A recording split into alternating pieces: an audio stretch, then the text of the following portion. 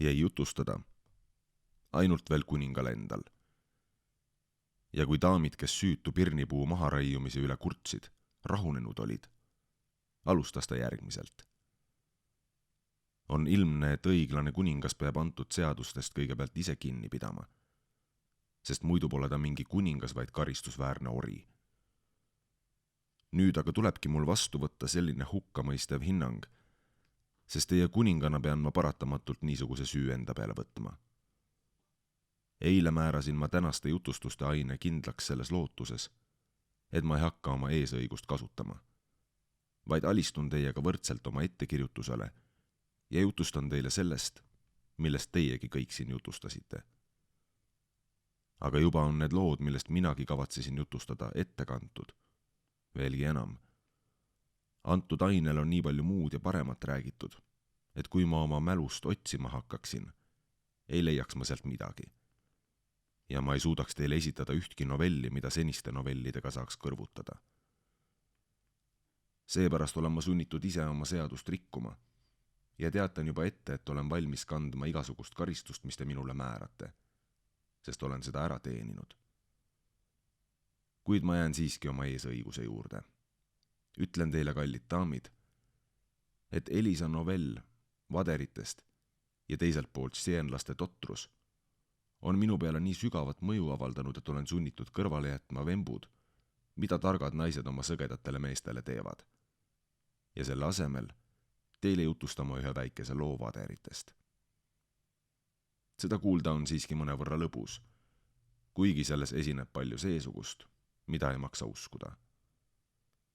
Niisiis, elasid kord Sienas 2 lihtrahva hulka kuuluvat noormeest. Üks nimega Tingocho Mini, teine Meuccio di Tura, kes Salaia värava juures asusid, ainult omavahel läbi käisid ja nähtavasti teineteist väga armastasid. Käies nagu teisedki kirikus ja jutlustel, kuulsid nad sageli räägitavat nii aust kui ka igavesest viletsusest, mis surnud inimeste hingedele teises ilmas osaks saab, vastavalt sellele, mida nad on ära teeninud. Kuna nad selle kohta kindlaid andmeid soovisid saada ja selleks muud abinõu ei teadnud olevat, tõotasid nad teineteisele, et see, kes neist varem sureb, tuleb, kui see üldse võimalik on, tagasi ellujäänu juurde ja teeb talle tarvilikke teatmeid teisest maailmast. Oma tõotust kinnitasid nad vandega. Kui nad teineteisele selle lubaduse olid andnud ja omavahel ikka veel endiselt läbi käisid, nagu ma eespool mainisin, juhtus, et Tingocho sai vaderina sugulaseks kellelegi Ambruccio Anselminile, kes elas Campo Regis ja kelle naine proua Mita oma mehele poja oli sünnitanud.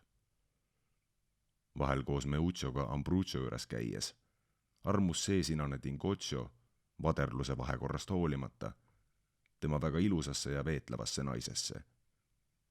Ka Meuccio armus temasse, sest proua Mita meeldis ka temale väga. Pealegi ei jõudnud Tingocho teda ära kiita.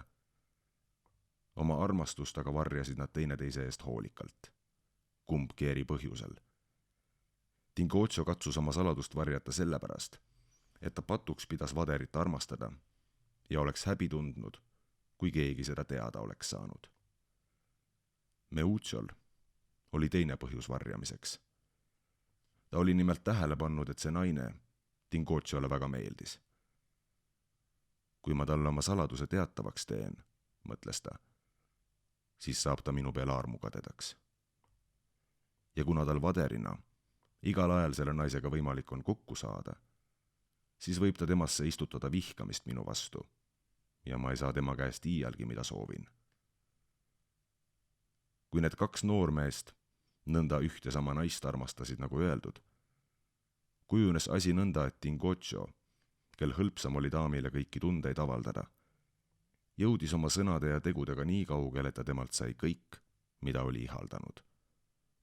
Seda märkas kohe Meuccio, ja kuigi see talle põrmugi ei meeldinud, lootis ta siiski ka ise kord sama kaugele jõuda. Et Tingochol mingit ettekäänetega põhjust poleks tema asja rikkuma või takistama tulla, tegi ta näo, nagu poleks ta midagi märganud. Nii oli lugu. nende 2 sõbra armastusega. Kusjuures üks oli õnnelikum teisest. Kuid siis juhtus, et Tingocho, kes Vaderi mõisas head pinda eest leides, seal nii suure hoolega kaevama ja töötama hakkas, et ta sellest haigeks jäi. Mõne päevaga võttis haigus nii raske kuju, et ta seda enam taluda ei suutnud ja hinge heitis. Antud tõotuse kohaselt ilmus Tingocho 3 päeva pärast oma surma, varem ta arvatavasti ei saanud, öösel Meuccio juurde, kes oma toas raskesti magas. Ta hõikas Meucciot, see ärkas ka üles ja küsis. Kes sa oled? Olen Tingocho, sai ta vastuseks. Nagu ma sulle kord tõotasin, olen ma nüüd sinu juurde tagasi tulnud, et sulle jutustada, mis teises ilmas sünnib. Meuccio oli küll pisut ehmunud, aga sai enesest jagu ja ütles. Tere tulemast, vend, ning küsis, kas ta on nüüd igavesti kadunud. Igavesti kaovad asjad, mida enam ei leita, vastas Tingocho. Aga kuidas saaks ma siin olla, kui ma kadunud oleksin? Ei, ma ei räägi sellest, ütles Meuccio, vaid küsin sinult, kas sa pole nende hingede hulgas, kes on igaveseks põrgu tulle mõistetud. Tingocho vastas seepeale. Ei, seal ma küll pole, aga oma pattude pärast pean ma siiski raskes hädas ja viletsuses vaevlema. Nüüd hakkas Meuccio üksikasjaliselt küsima, mis karistusi seal iga maa peal tehtud patu eest määratakse. Ja Tingocho seletas talle ka kõik ära.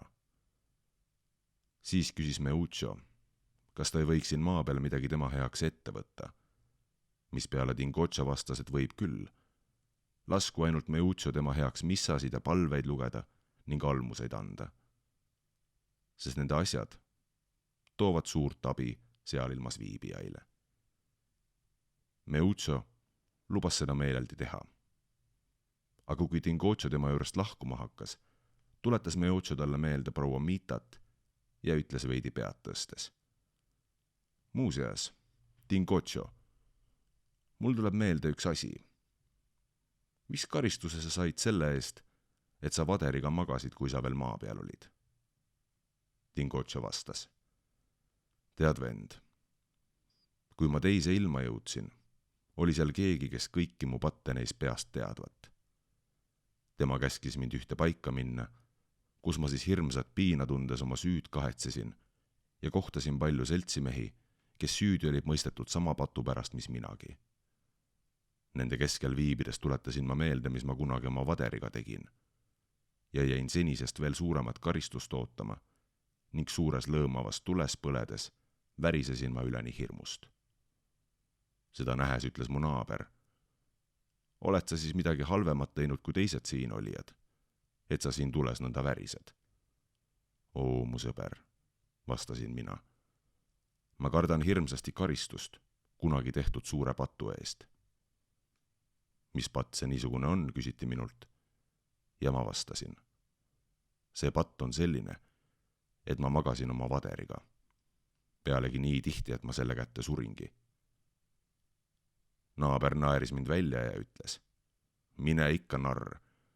Sul pole midagi karta, sest siin ei võeta Vadereid arvesse. Seda kuuldes jäin ma päris rahulikuks. Kui ta seda oli öelnud ja vahepeal juba valgeks hakkas minema, ütles Tingocho. Jumalaga, Meuccio, ma ei saa kauem sinu juurde jääda.